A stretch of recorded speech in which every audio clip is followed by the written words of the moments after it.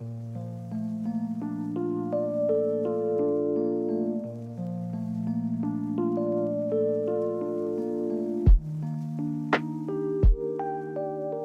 m'appelle Nada, j'ai 23 ans, j'habite à Metz. Je suis actuellement en train de créer mon entreprise de vente de cosmétiques. Je suis non-voyante. Avant de venir en France en 2013, j'étais dans un établissement spécialisé pour les personnes en situation de handicap au Monténégro. Une fois arrivée en France, j'ai d'abord été en ULIS, unité locale d'inclusion scolaire, pendant 2 mois. Et ensuite, j'ai commencé en classe de 6e en 2014. Mon handicap n'était pas un frein, j'ai essayé de faire en sorte que ça le soit le moins possible. J'ai aussi eu la chance d'avoir des camarades de classe qui étaient très bienveillants, que ce soit au collège ou au lycée. Et j'ai eu aussi la chance d'avoir des très bons profs qui, pour la majorité d'entre eux, ont fait en sorte que ma scolarité se passe bien.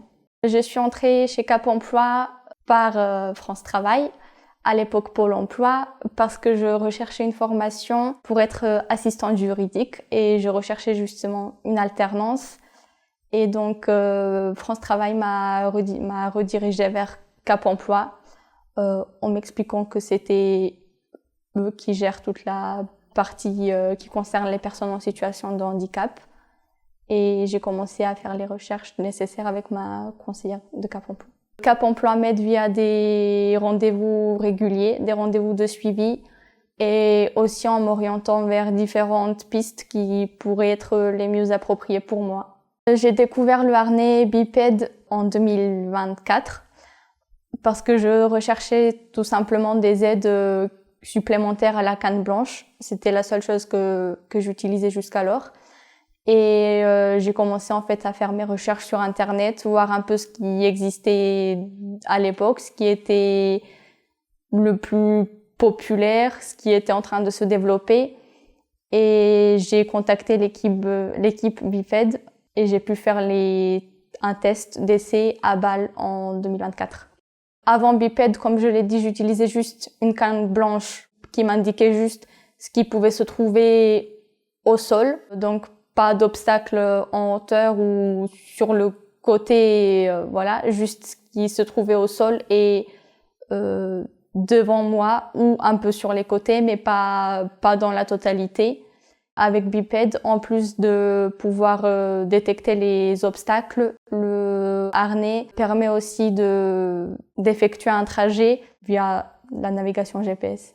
Donc le harnais se pose au niveau des épaules. Il a une batterie que l'on vient insérer à l'intérieur du harnais. La batterie va se situer à l'arrière.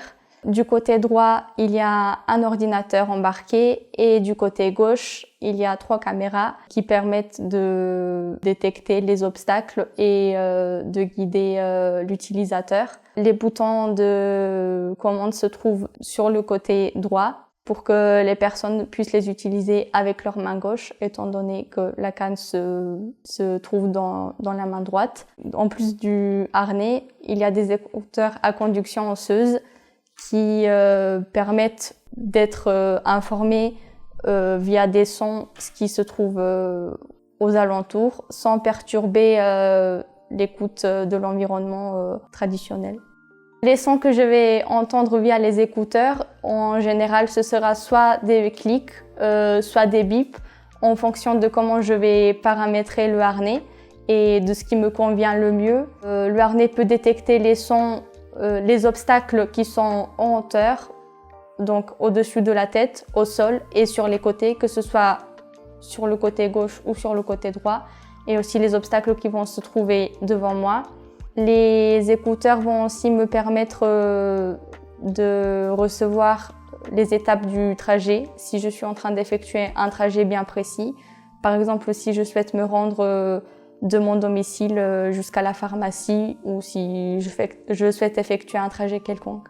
Après avoir testé le harnais, j'ai fait une demande auprès de la MDPH. La MDPH m'a accordé une aide. Merci de m'avoir écouté et à bientôt.